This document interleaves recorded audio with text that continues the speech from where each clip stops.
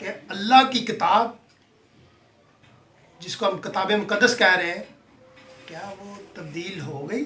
نبی علیہ السلام کے دور میں تبدیل شدہ تھی یا ان کے دور کے بعد یہ تبدیل ہوئی؟ دوستوں، اگر آپ کو مائنورٹیز کے غریب بچے جو اپنی کتابیں، یونیفارم یا ایجوکیشن حاصل نہیں کر پاتے غربت کی وجہ سے، اگر آپ ان کی مدد کرنا چاہیں تو آپ ان کی مدد کر سکتے ہیں www.patreon.com جماعت حق پر جا کر ان کو ضرور مدد کریں۔ تو یاد رکھیں کہ اس وقت یعنی 2100 سال کے بعد بھی اللہ پاک نے قرآن مجید میں ارشاد فرمایا ہے، سورہ کا نشان 3 اور اس کی آیت نمبر 113، اللہ پاک نے فرمایا کہ لیسوا سواء من اہل الکتاب امۃ قائمۃ یتلون آیات اللہ ان اللیل وہم یسجدون، کہ اہل کتاب میں سے ایک امت قائم تھی، راتوں کو اٹھ کر تلاوت کرتے تھے اور اللہ کو سجدہ کرتے تھے۔ تو 2100 سال سے اہل کتاب کیا تھے؟ قائم تھے۔ تو پھر 2100 سال سے تو کتاب بدلی نہیں، وہ کتاب کی تلاوت کر رہے ہیں، اللہ کو سجدے کر رہے ہیں راتوں کو اٹھ کر اور کتاب پر قائم ہے۔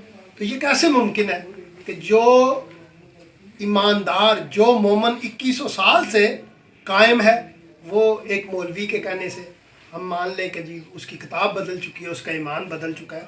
تو یہ اللہ پاک کتاب مقدس پر قائم تھے، اہل کتاب قائم تھے۔ اس وقت یعنی 2100 سال بعد بھی نبی علیہ السلام کو اور سب مسلمانوں کو، ہم سب مسلمانوں کو اللہ پاک نے ایمان لانے کا کہا تھا۔ ہم اکثر ایمان کرتے ہیں آمنت باللہ و ملائکتہ و کتبہ۔ قرآن مجید میں سورہ بقرہ آیت نمبر 285 میں یہ لکھا ہے، سورہ بقرہ کی آیت نمبر 285 میں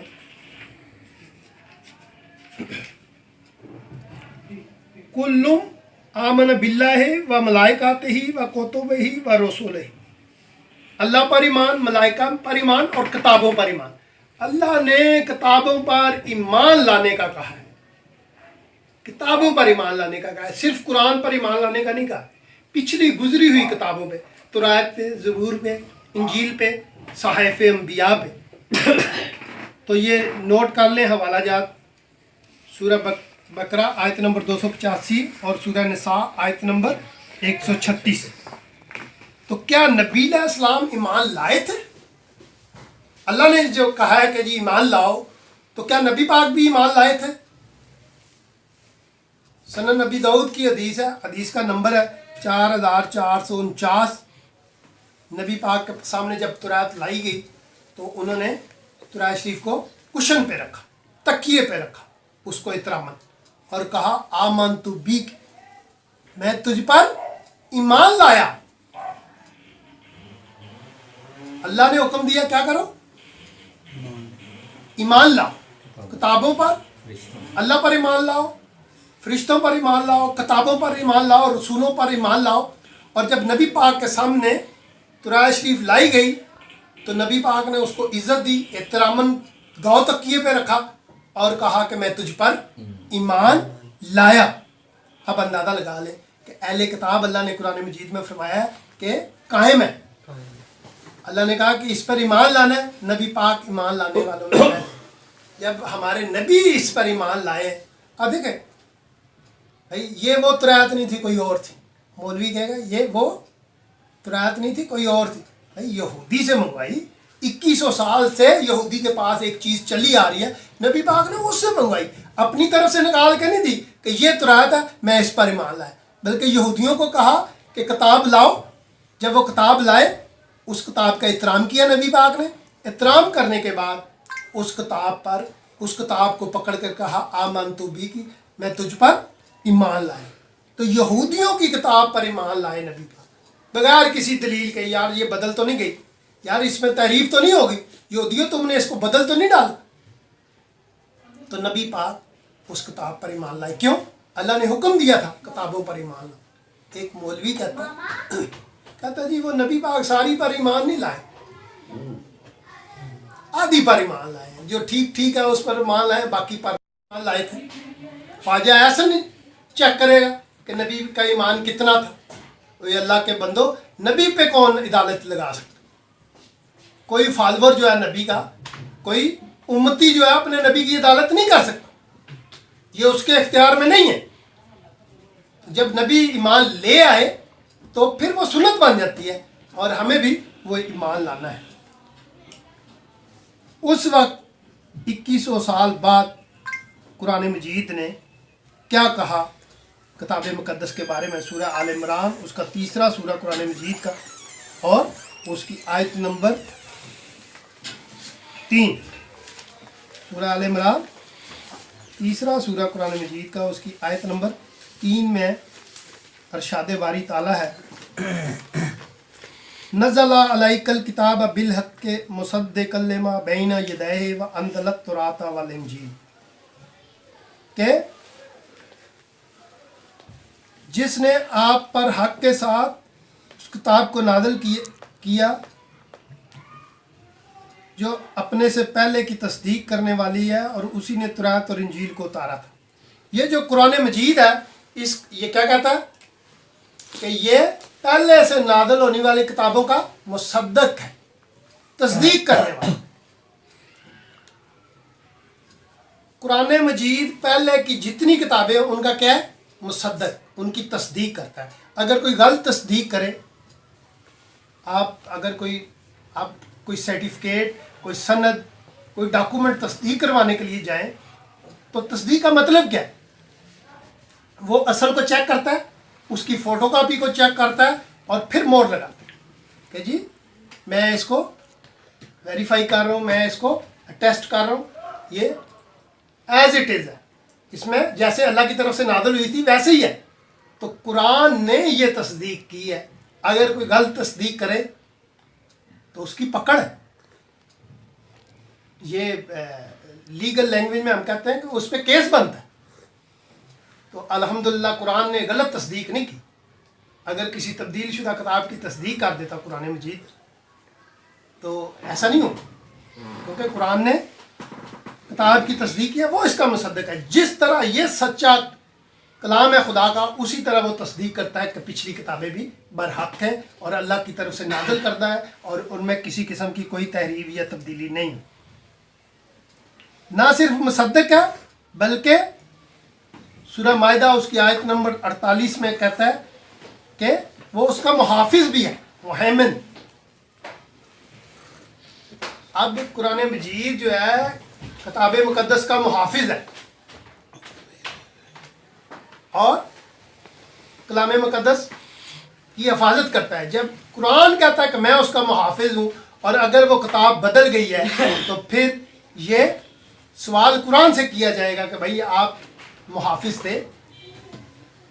सवाल किया जाएगा, ये हो सकता है, ये सवाल हो सकता है ना। हमारा ईमान है कि ये सवाल नहीं हो सकता, क्योंकि कुरान जिसका मुहाफिज है उसमें तहरीफ नहीं होती। ख्वाजा साहब जो मर्जी कहते रहे, उसमें तहरीफ नहीं हो। तो जब 2100 साल बाद अल्लाह पाक ने यह भी हुक्म दिया कि तौरात और इंजील को नाफज किया। सूरह अल माइदा 5वां सूरह कुरान मजीद का, उसकी आयत नंबर 68 में फरमाया कि अहले किताब को चाहिए कि तौरात और इंजील को नाफज करें। और सूरह माइदा की आयत नंबर 47 में है कि इंजील वालों को इंजील से हुक्म करना चाहिए। तो अगर ये बदली हुई थी तो अल्लाह ये क्यों कह रहा है कि इसको नाफज किया जाए, इसका नफाज किया जाए? इसका मतलब ये है, अल्लाह ताला ये चाहता है कि ये माशरे में नाफज हो जाए और इन किताबों का नफाज हो जाए, ताकि लोग हदायत पा सकें, लोगों की रहनुमाई हो सके, और किताब मुकद्दस के मुताबिक ज़िंदगी गुजार कर लोग जो है भटकते ना रहें, बल्कि रोशनी में चले जाए। तो अल्लाह पाक माशरे में इसका नफाज चाहता है, किताब मुकद्दस का, तौरात का, इंजील का। उस वक्त यानी 2100 साल बाद ये अल्लाह चाहता है कि इसका नफाज हो जाए। तो क्या नबी पाक ने इसको नाफज किया? तो बुखारी शरीफ की रवायत नंबर 3635 में ہمیں روایت ملتی ہے کہ کس طرح نبی پاک نے ایک جوڑے کو سنسار کیا تورات کے مطابق، تورات پہ عمل کیا، تورات کو نافذ کر کے دکھایا، سزائے موت سنائی انہوں. یاد رکھیں نبی پاک ایک بدلی ہوئی کتاب سے دو لوگوں کی جان نہیں لے سکتے. نبی پاک نے بدلی ہوئی کتاب سے سزا نافذ نہیں کی، بلکہ کتاب چونکہ قابل نفاذ تھی اس لیے نبی پاک نے دو لوگوں پر وہ سزا لاگو کی کتاب مقدس کے مطابق اور ان کو سزا دی گئی. اس سے واضح ثابت ہوتا ہے کہ کتاب مقدس جو ہے بغیر تحریف کے تھی، لا تبدیل تھی، اس میں کسی قسم کی تبدیلی نہیں ہوئی تھی. اگر تبدیلی ہوئی ہوتی تو نبی پاک دو جانوں کو ضائع نہ کرتے، ان کو بچا لیتے، کہتے کہ یہ کتاب تو بدل چکی ہے، یہ مشکوک کتاب ہے، اس سے ہم اتنی بڑی سزا کیوں نافذ کریں. لیکن ایسا نہیں. اور دوسری حدیث میں نے آپ کو بیان کی ہے ابی داؤد سے 4449 نمبر، کہ نبی پاک نے نہ صرف اس کی عزت کی، احترام کیا، تکیے میں رکھا، بلکہ اس پر ایمان بھی لائے. اور باقی واقعہ سارا ویسے ہی ہے جیسا بخاری میں ہے کہ انہوں نے پھر وہ ان کو سنسار بھی کیا. اس وقت یعنی 2100 سال سے زیادہ عرصہ گزر گیا، پھر بھی جب نبی پاک اس دنیا سے پردہ فرما گئے تو جاننے سے پہلے کیا فرمایا؟ وَحَدَّثُوا عَنْ بَنِي إِسْرَائِيلَ لَا حَرَجَ، بنی اسرائیل سے حدیث بیان کرو، بنی اسرائیل سے حدیث کرو، بنی اسرائیل سے آگے روایت کرو، اس میں کوئی حرج نہیں ہے. بخاری شریف کی حدیث ہے یہ، بخاری شریف کی، اور اس کا نمبر ہے 3461 3461 کہ نبی پاک نے جاننے سے پہلے آگے بیان کرنے کی بھی اجازت دی ہے. یہ صرف نہیں کہ عمل کیا چھوڑ دیا، نہیں، آگے بھی بیان کرنا. یعنی کہ کتاب مقدس کے واقعات، کتاب مقدس کی باتیں، بنی اسرائیل کی باتیں آپ آگے بھی بیان کر سکتے ہیں. اور نبی علیہ السلام کے پردہ فرمانے کے بعد اکابرین امت کا یہ طریقہ تھا. حضرت الجونی 6 دن میں تورات ختم کرنے کا انہوں نے اپنے لیے دستور مقرر کیا تھا. ابن سعد جلد نمبر 7 صفحہ نمبر 61 پہ حوالہ موجود ہے. وہ کہتے ہیں کہ 7ویں دن وہ لوگوں کو اکٹھا کرتے اور ان کو گھر میں جمع کرتے. کیوں؟ وہ ختم والا دن تھا اور رحمتوں والا دن وہ اسی گنتے تھے. تو یہ معمولی بات نہیں. ہمارے بزرگ جو ہے تورات کو 6 دن میں ختم کرتے تھے، تورات اور قرآن دونوں کو پڑھا کرتے تھے. ایک رات عبداللہ بن سلام کے حوالے سے ایک روایت ملتی ہے تذکرات آج میں جلد نمبر 1 صفحہ نمبر 26 پر نبی پاک نے عبداللہ بن سلام کو فرمایا کہ ایک رات میں قرآن پڑھا کرو، ایک رات میں تورات تلاوت کیا کرو. تو یہ 6 دن پڑھتے تھے اور پھر کیا 7ویں دن ختم کیا کرتے، لوگوں کو اکٹھا کیا کرتے تھے، محفل ہوا کرتے. کیوں؟ وہ رحمتوں والا دن. تو یہ طریقہ رہا ہے ہمارے بزرگوں کا. اللہ تبارک و تعالیٰ نے قرآن مجید میں سورہ قصص اس کی آیت نمبر 28واں سورہ قرآن مجید کا اور اس کی آیت نمبر 49 میں قُلْ فَاتُوا بِکِتَابٍ مِّنْ عِنْدِ اللَّهِ هُوَ أَهْدَىٰ مِنْهُمَا أَتَّبِعُوا إِن كُنتُمْ صَادِقِينَ. کہہ دے اگر سچے ہو تو تم بھی اللہ کے پاس سے کوئی ایسی کتاب لے آؤ جو ان دونوں سے زیادہ ہدایت والی ہو، میں اسی کی پیروی کروں گا. اللہ پاک نے کہا کہ 2 کتابوں سے بڑھ کر ہدایت والی، یعنی کتاب مقدس اور قرآن مجید سے بڑھ کر کوئی ہدایت والی کتاب لے آؤ. یہ اللہ پاک کا چیلنج ہے. خواجہ احسن صاحب، اب اللہ کا چیلنج قیامت تک کے لیے ہے. زور لگا سکتے ہو تو لگا لو. کوئی بندہ کتاب مقدس کے خلاف تیسری کتاب نہیں لا سکتا جس میں ہدایت ہو.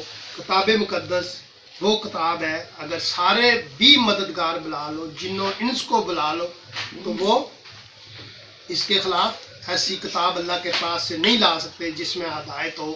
اور یہ ہدایت اس میں کتاب مقدس میں قیامت والے دن تک رہے گی.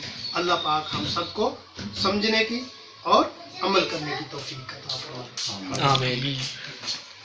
اور نیچے جو وہ سبسکرائب کا بٹن ہے نا، اس کو ہٹ کرو, کہانی ختم. دیکھو مت, جلدی سے کرو سبسکرائب.